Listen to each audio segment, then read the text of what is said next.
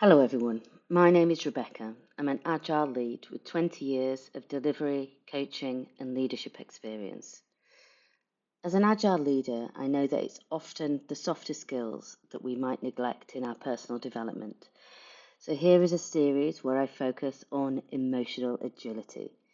In this video, I'll look at self-awareness, what it means, how it can help us in our professional and personal lives, and the benefits of having high self-awareness.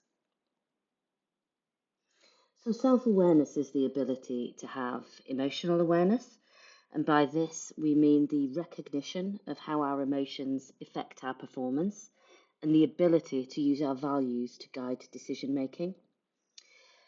It's also having accurate self-assessment, so this is a sincere sense of our personal strengths and limits, a clear vision of where we need to improve, and the ability to learn from experience.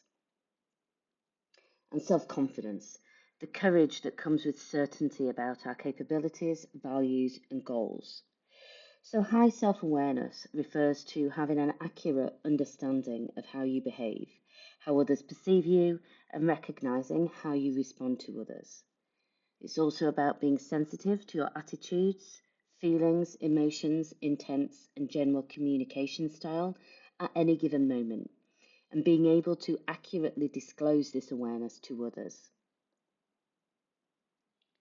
So, self awareness helps us be aware of our goals, both immediate and long term, beliefs about ourselves and about others, values, the things that we cherish, drivers that affect how we work, and rules which we live and abide by.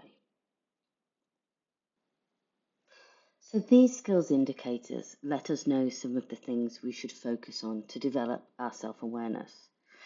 So people with high levels of self-awareness have these traits. So they know when they're thinking negatively. They know when their internal self-talk is either helpful or unhelpful. They know when they're becoming angry. They know how they are interpreting events around them.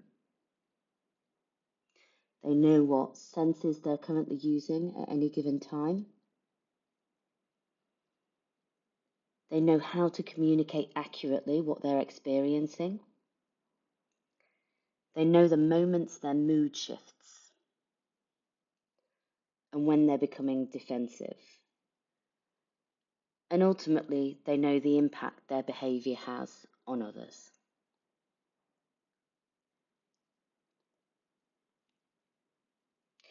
So, with a skills assessment, we can focus on some key questions we can ask ourselves to gauge our own levels of self awareness and to think a little more about those skills indicators. So, these are questions such as: do you recognize your feelings and emotions when they happen? Are you aware of how others perceive you? How do you act when you're defensive? And are you aware of how you speak to yourself?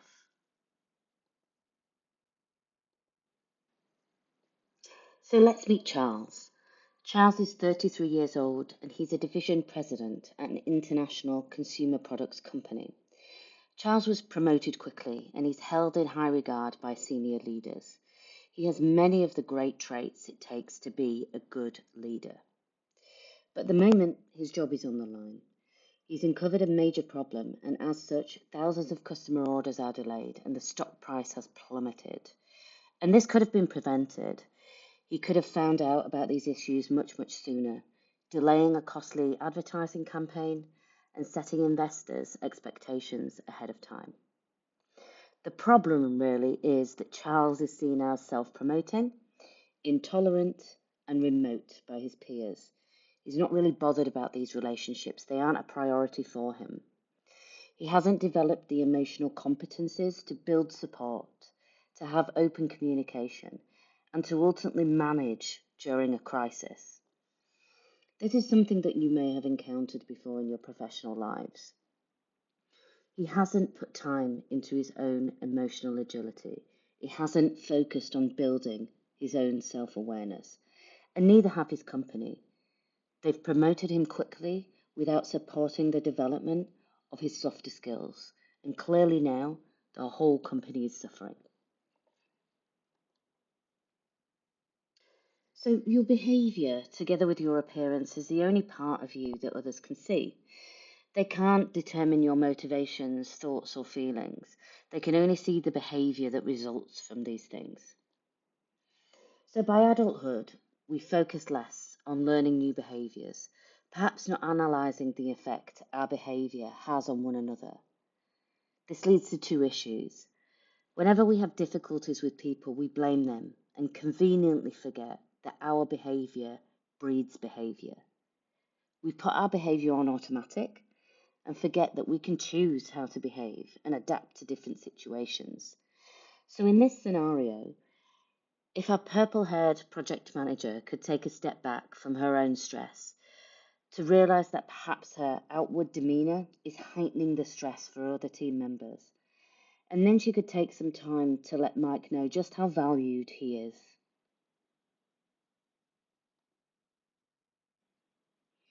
Now in the next video, I'll delve a little more into behavioural styles. I'll look at a useful tool for assessing your own behavioural style, and we'll look at some tips on how to interact with people whose behavioural styles differ from yours. So here we've got a different take on how this situation could be handled.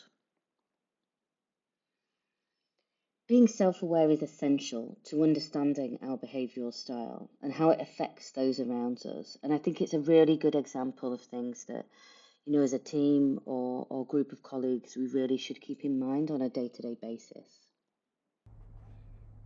Thanks to everyone for taking the time to watch this little video. I do hope you found it useful.